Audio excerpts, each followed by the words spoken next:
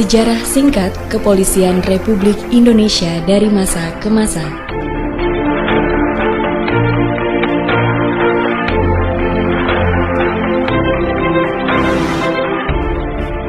Bermula dari masa kerajaan.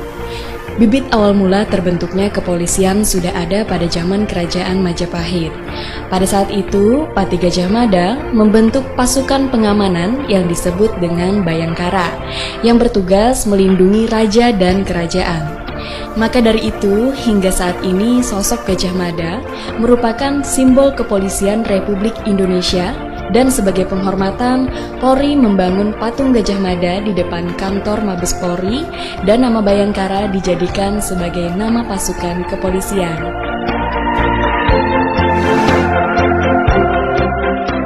Dan di masa kolonial Belanda.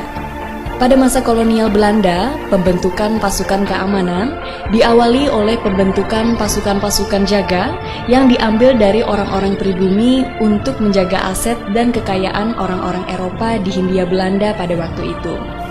Pada tahun 1867, sejumlah warga Eropa di Semarang merekrut 78 orang pribumi untuk menjaga keamanan mereka.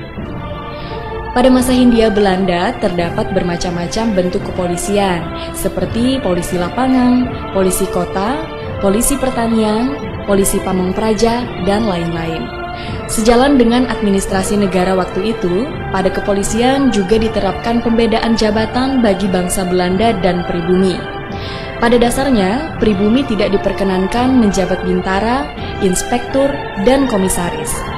Untuk pribumi, selama menjadi agen polisi, diciptakan jabatan seperti Mantri Polisi, Asisten Wedana, dan Wedana Polisi. Kepolisian modern Hindia Belanda yang dibentuk antara tahun 1897 sampai tahun 1920 adalah merupakan cikal bakal dari terbentuknya Kepolisian Negara Republik Indonesia saat ini. Pada masa pendudukan Jepang. Pada masa ini, Jepang membagi wilayah kepolisian Indonesia menjadi Kepolisian Jawa dan Madura yang berpusat di Jakarta, Kepolisian Sumatera yang berpusat di Bukit Tinggi, Kepolisian Wilayah Indonesia Timur berpusat di Makassar, dan Kepolisian Kalimantan yang berpusat di Banjarmasin. Kemudian berlanjut pada awal kemerdekaan